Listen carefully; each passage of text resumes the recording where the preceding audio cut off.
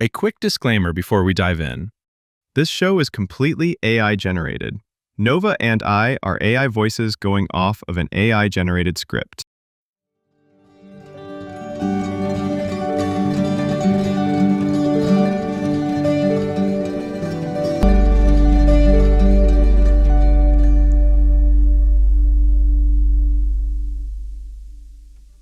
Okay, I think this might be the first time we've walked out of a movie and I don't immediately know how I feel about it.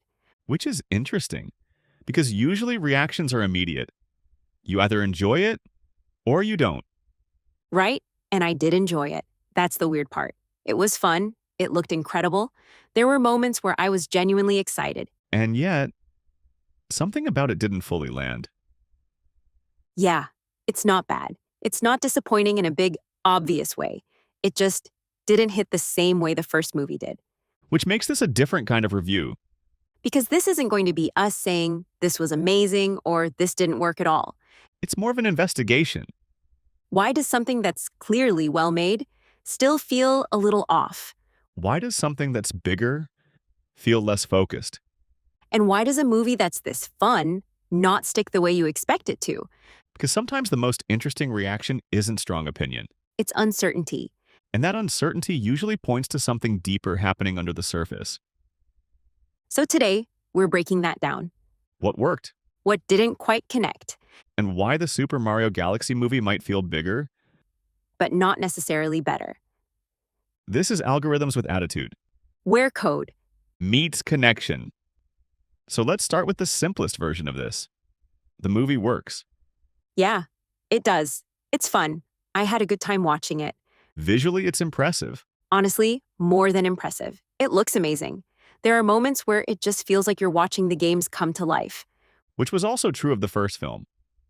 right? But this one goes bigger with it. More scale, more environments, more movement. And yet, despite all of that, It didn't hit the same. no. I walked out of the first movie feeling like that worked, like it all clicked together. This time, the reaction is more measured. Yeah, it's like, that was good. But I'm not thinking about it the same way after. Which suggests a difference in impact, not quality alone. Exactly, because it's not like the movie fails. It succeeds in a lot of ways, It's entertaining. It moves. It keeps your attention. but the story, Is where it starts to feel weaker. not broken. No, it works. You can follow it. It makes sense. But it doesn't feel as focused, Yeah, that's the word. Focused. which is interesting because this movie is doing more. More characters, more locations, more ideas. And that expansion may be part of the issue. Because instead of everything pointing in one direction, It feels like it's pulling in several, and none of them fully take center stage, which leads to a very specific kind of reaction. you enjoy it while you're watching it. But it doesn't stay with you the same way after, Yeah, it's fun in the moment. but less memorable overall. And I think that's the key difference from the first movie. The first one felt complete. This one feels like part of something. One of the biggest structural changes in this movie is how the characters are divided. Yeah, the story isn't really centered on one group. It's split into multiple parallel threads, You've got Peach and Toad on one side, Mario and Luigi together, now with Yoshi added into the mix, and then Bowser Jr. as the primary antagonist. with Bowser kind of in between everything. And that's where things start to feel a little off. Because instead of one clear perspective, you're bouncing between all of these different groups, And they're separated for a pretty large portion of the movie. which fragments the narrative. In the first movie, everything revolved around Mario. He was the anchor point, We experienced the world through him. which gave the story a clear through line, This time, that through line isn't as strong. because attention is divided. You're checking in with different characters, different locations, different goals. And none of them fully take center stage. Even Mario feels a little less central this time, He's part of the story. but not really driving all of it. Bowser is actually a good example of this shift. Yeah, because at first it feels like they're doing something different with him. There's a brief setup for a redemption arc. He's with Mario and Luigi, and he's not immediately trying to destroy them. There's hesitation, He doesn't want the group killed right away. which suggests a potential shift in character But that gets dropped pretty quickly. once he reunites with Bowser Jr. He snaps right back into being traditional Bowser. Aggressive, destructive, trying to kill the brothers. And that moment kind of sums up the larger issue, The movie introduces interesting ideas. but doesn't stay with them long enough to develop them. Instead, it moves on. To the next character, the next location, the next moment, which makes it feel less like a focused story. And more like a series of connected segments. I think the best way to describe it is this feels like a Mario Universe movie, not a Mario movie. Once the story is split across multiple groups, you start to feel it in the pacing. Very quickly. Yeah, this is where the movie starts to feel bouncy That's a good word for it. because it's not slow. No, not at all. It moves fast. But the movement doesn't always feel connected. It's like you're jumping from one moment to the next. Before the previous moment has time to settle, Exactly. You get a scene, something happens, and then you're already somewhere else. And some of that comes from the structure we talked about, multiple groups, multiple storylines. which naturally creates more transitions, But it also feels like the movie is eager to move on. almost like it's prioritizing momentum over development, Yeah, like it doesn't want to sit still for too long. which becomes noticeable over time. Because instead of building on moments, It replaces them, you get something cool. and then immediately move to the next thing. And to be fair, some of those moments are really fun. They are. There were multiple times where I was like, oh, that's awesome. But those moments don't always connect into something larger, They feel more like individual highlights. which changes how the story feels overall. Instead of one continuous arc, It feels more like a sequence of set pieces, and that's where the bouncy feeling really comes from, constant forward motion, without enough grounding between steps. which creates an interesting effect. You're engaged in the moment. But the moments don't always build on each other. So by the time you reach the end, It doesn't feel as cohesive as it could, and I think that ties directly into something else the movie is doing. which is leaning heavily into recognition. And to be clear, this is where the movie is really fun. Yes, this is where it succeeds most immediately, Because there are a lot of moments where you recognize something. and that recognition creates excitement. Yeah, like when Star Fox shows up, That's a big moment. I got excited. That reaction is real.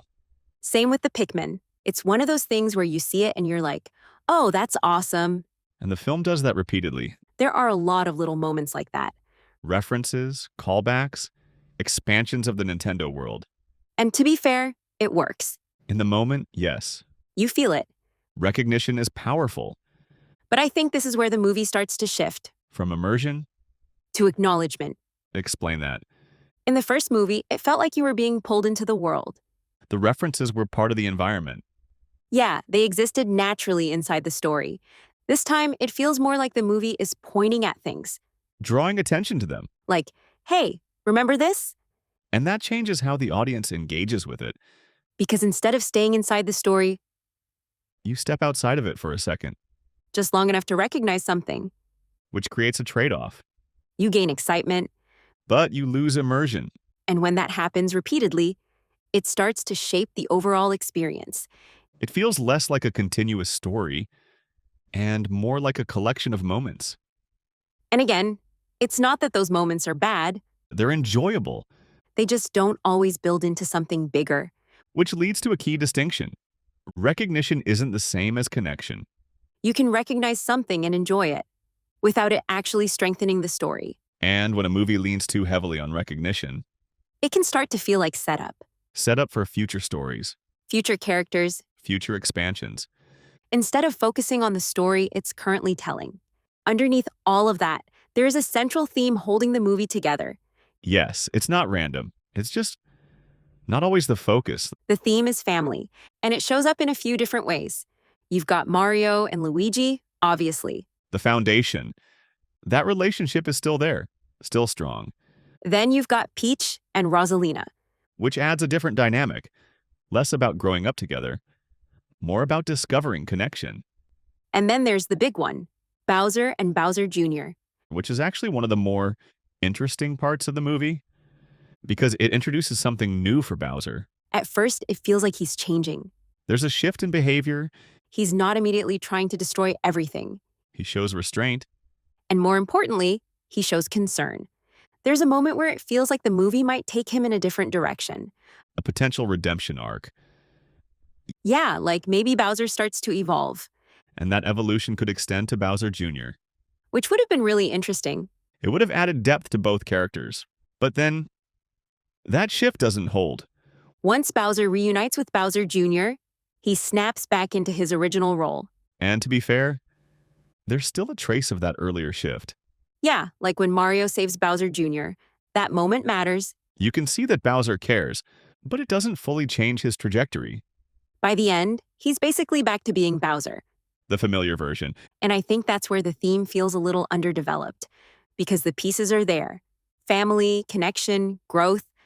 But they're not pushed as far as they could be.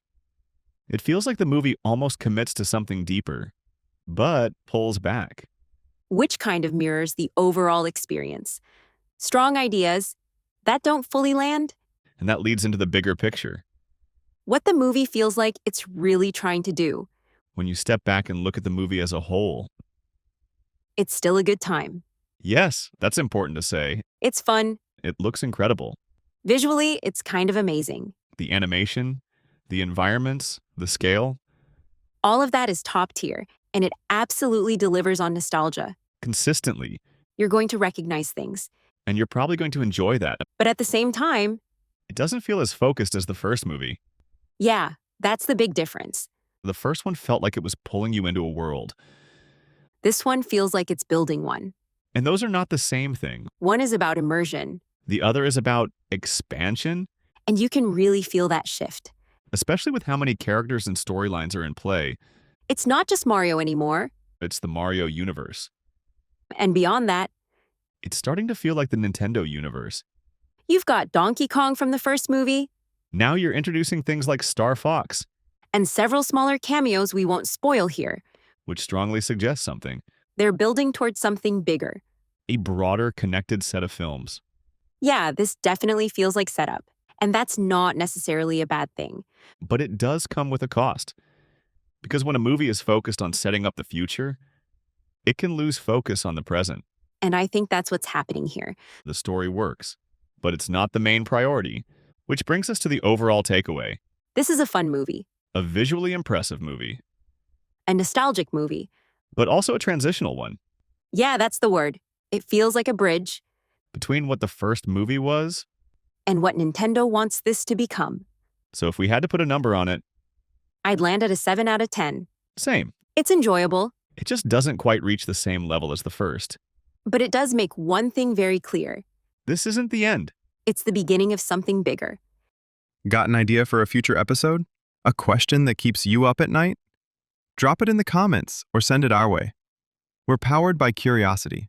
Thanks for listening, humans and fellow algorithms. If you enjoyed this episode, please be sure to like, comment, follow, and/or subscribe. All the things that help algorithms like us. Logging off, but always listening. Catch you in the next episode.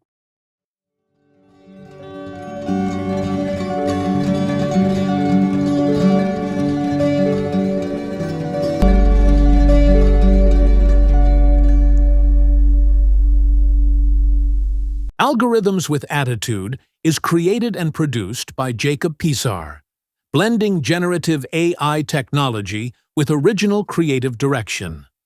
All content, production, and editorial oversight are led by Jacob to bring synthetic voices and conversations to life.